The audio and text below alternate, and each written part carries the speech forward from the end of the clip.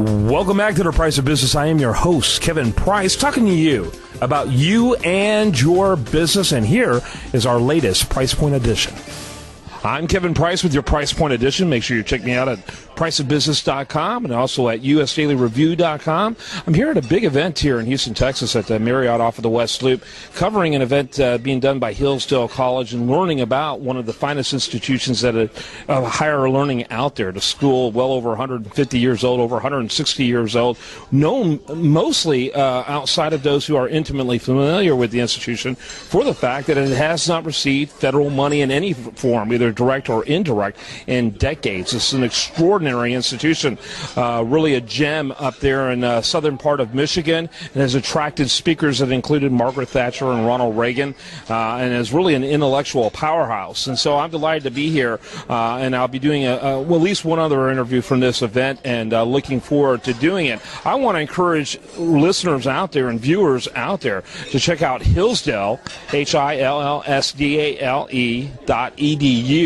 Learn more about it. They also have some free academic programs that literally hundreds of thousands of individuals have participated in to learn about Western culture, to learn about American culture, and to learn about the United States Constitution. That's hillsdale.edu. And so I want to give just a little plug for them.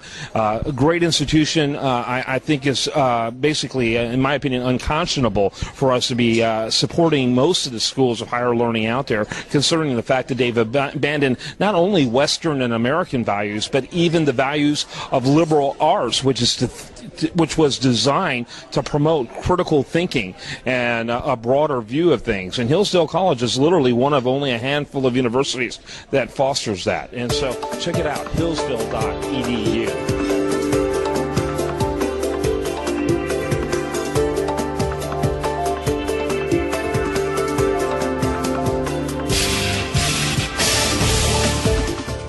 Kevin Price with your Price Point edition. Make sure you check us out over there at priceofbusiness.com on Business 1110 AM and also at usdailyreview.com. Here at a great event done by Hillsdale College. I've got Dr. David Rainey with me. He's a professor of history over there, and delighted to have you on the program here to talk a little bit about the university. Real quickly, a little bit about your background and what led you to Hillsdale College. Sure.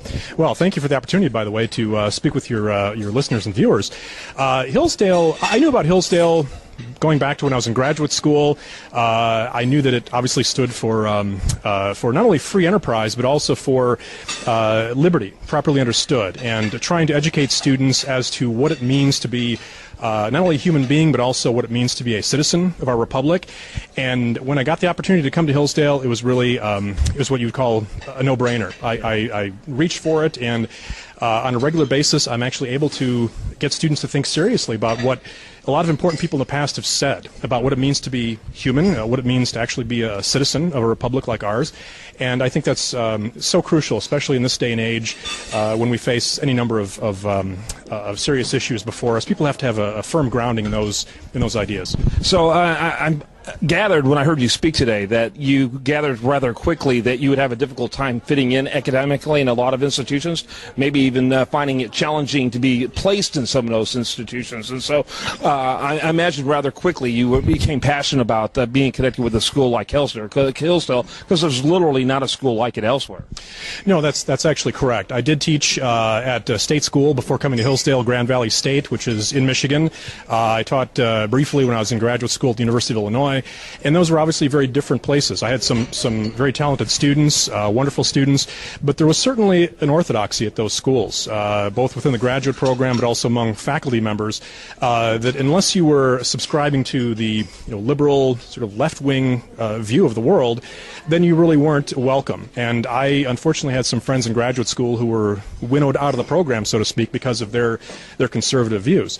So for me, Hillsdale is a perfect fit because we believe in true academic freedom, meaning that we believe that each member of the faculty has not only the right but the responsibility to seek the truth, properly understood with a capital T, not their own individual truth. We believe there's an objective truth, and we believe that it's the obligation of faculty to try to understand that truth and then to profess it to our students. Once we understand as best we can, given the wisdom of the ages and our own reflection, what that truth is, we are to profess it to students, not simply turn them loose to find their own truths in some sort of meaningless or relativistic way. We don't do that. And so I feel very much at home, and I feel privileged to teach students that I teach. Yeah, that's interesting. And, of course, you mentioned in your speech Hegel, and you automatically think of dialectic and this idea that there is no real truth, that truth is an evolving thing. You have your thesis and antithesis and then synthesis. And so that is pretty much the pervasive worldview in academia today, wouldn't you say?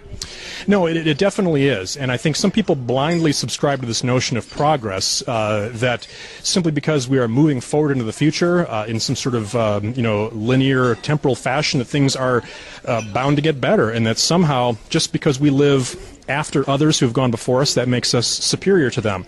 And that's a notion I tried to debunk very, very, very quickly among my own students, the idea that we are somehow superior philosophically to those who came before us. I believe it was C.S. Lewis who actually referred to that sort of attitude as the snobbery of those who are walking around. In other words, the snobbery of those who actually live in the present, who believe that just because they live in the world today, they somehow have this built-in superiority of those who came before.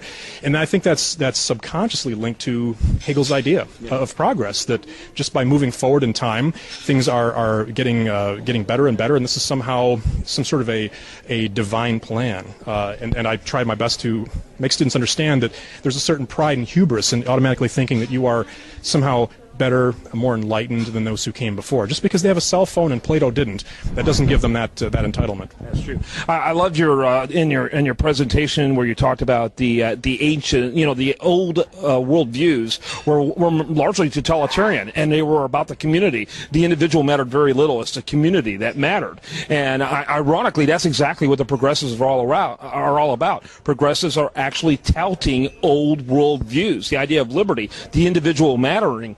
And having inalienable rights from God himself. That's such a foreign concept that is as progressive today, if you will, as it was when it first came on the scene. So thanks so much, Dr. Rainey. Appreciate it. Thank you. I appreciate it. Kevin Price with your Price Point Edition. And remember to check us out over there at pricepointedition.com.